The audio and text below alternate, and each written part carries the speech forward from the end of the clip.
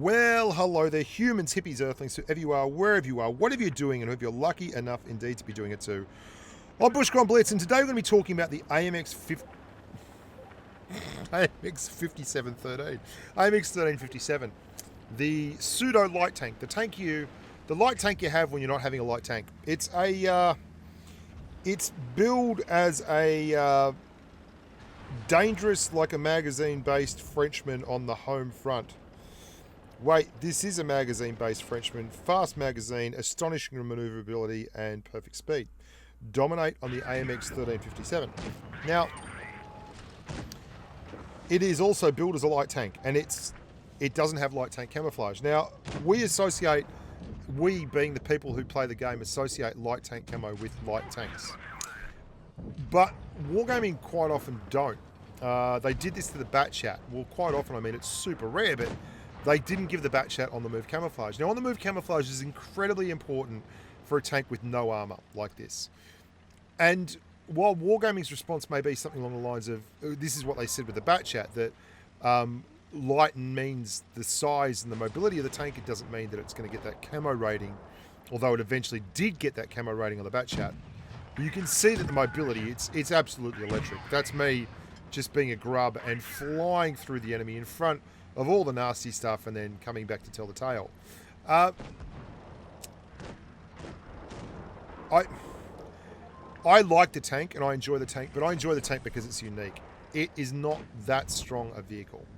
It has 6 shots that do an average 90 alpha. Now that gives it quite a decent DPM, but if it's all about just the size of the tank, it's not about the camo, then why does the AMX 1375 have on the move camouflage, which is like exactly the same size and basically exactly the same in terms of 62 kilometers an hour for the AMX 1375, 61 for the 1357. 341 horsepower for the AMX 1357, 341 horsepower for the AMX 1375. 23.02 power to weight ratio for the AMX 1357, 22.98 power to weight ratio for the AMX 1375. You get the idea? I mean, it's the same tank, it's just got a different gun, but it doesn't have on the move camouflage.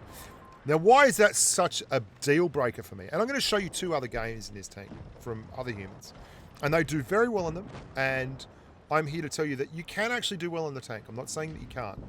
The reason it's so important to me, say you get up tiered in this tank and you're playing against the T49.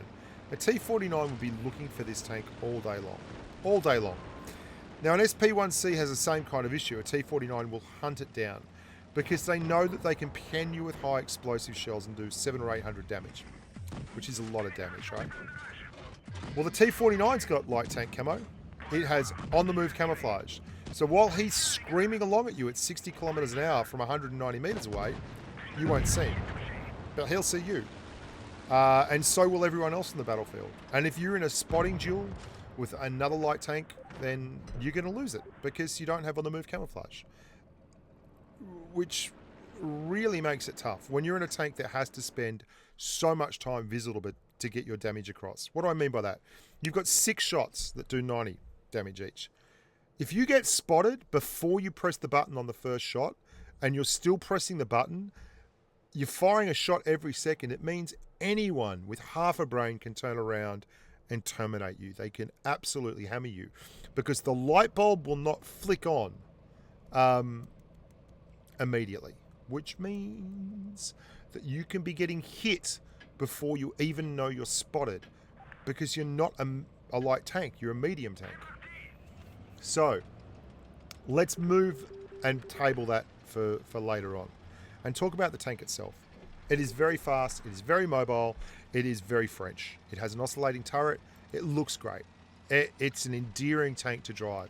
It has terrible pen, which is something it has with so many other light tanks, unless you're like driving a Type 62 Dragon or something, in which case you end up with 250 millimeters of heat pen.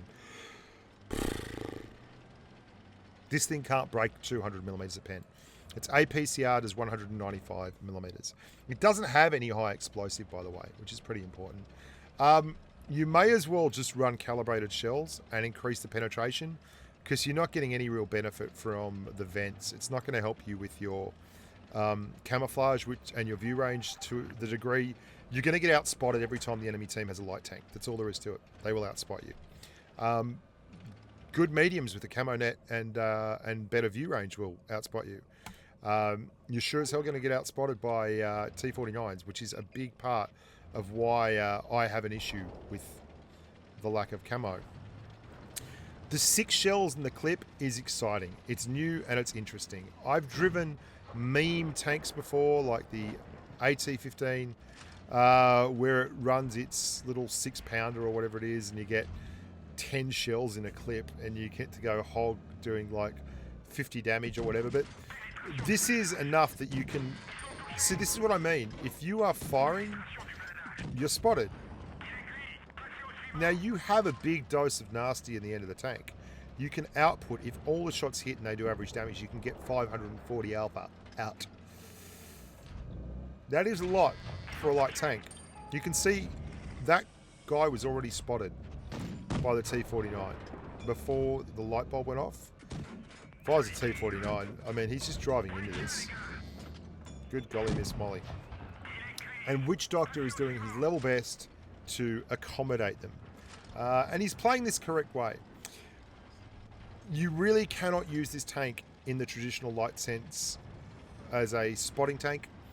You are using this to farm damage. You do not want to be towards the front of the battlefield. It is far too frail. Think of it like this. Would you drive an AMX 1375 on the front line? Well,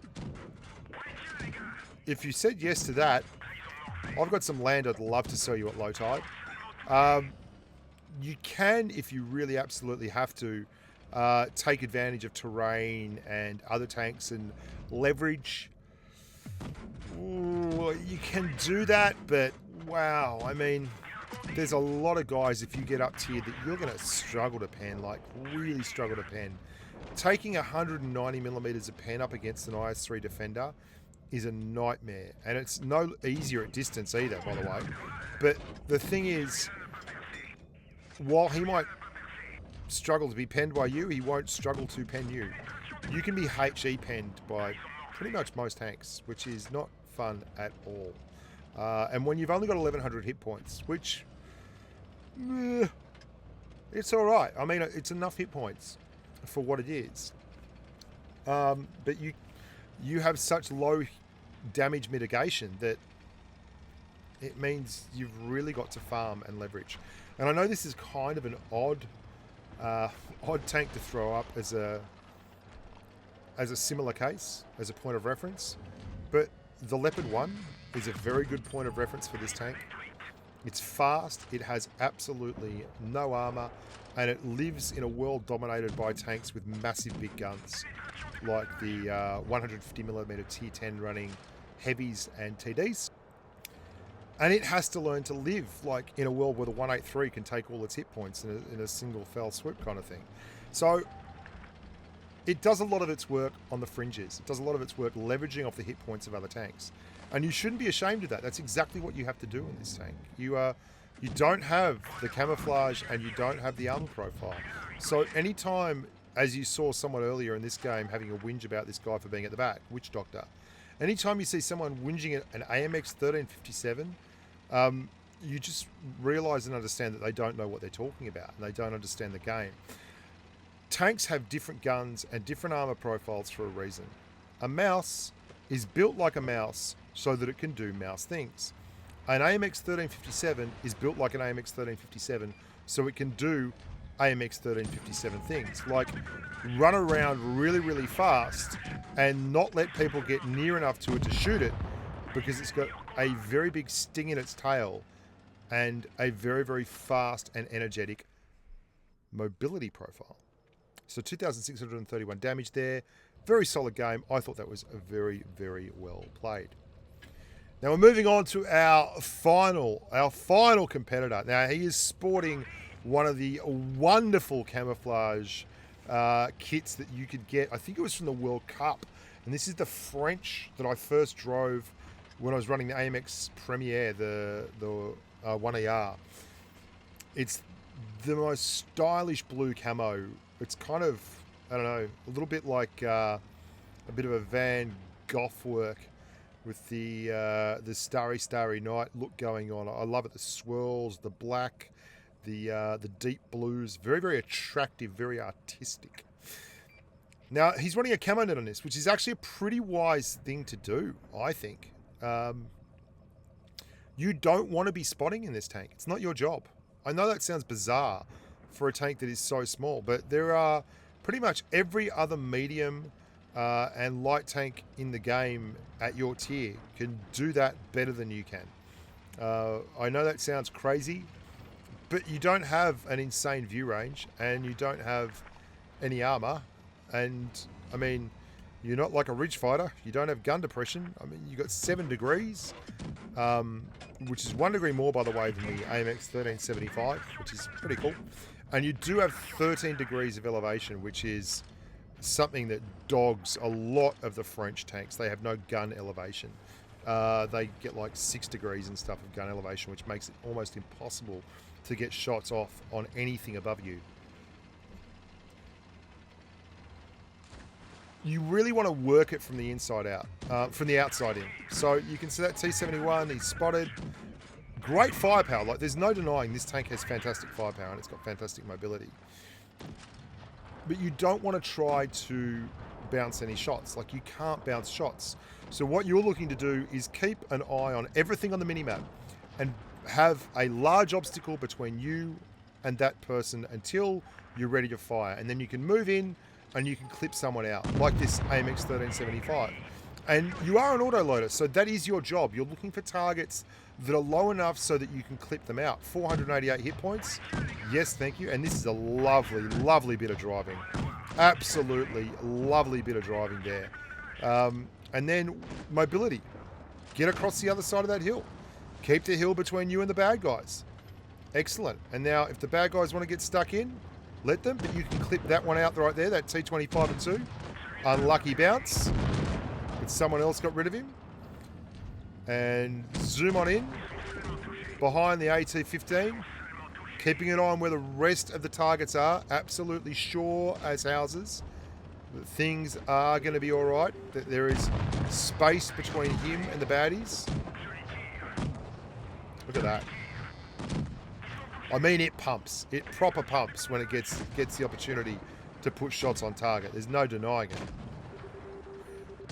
The VK40 things actually are going okay here, but for all that, this is a consummate little drive and still only the 1 kill. I think that's very, very rough. 2 tanks left. And for all the fact that our amigo Hullabagari is on the front line, he's not actually taken an ounce of damage because he's being very, very clever about the way he's driving his tank. And he's not giving anyone a look at it until he's ready to step on up and fully clip out into the side of them. He's dumped full clips into 4 different tanks now. That is freaking impressive. I mean, this is the way you play this tank. And he's going to do it all over again. Look at this.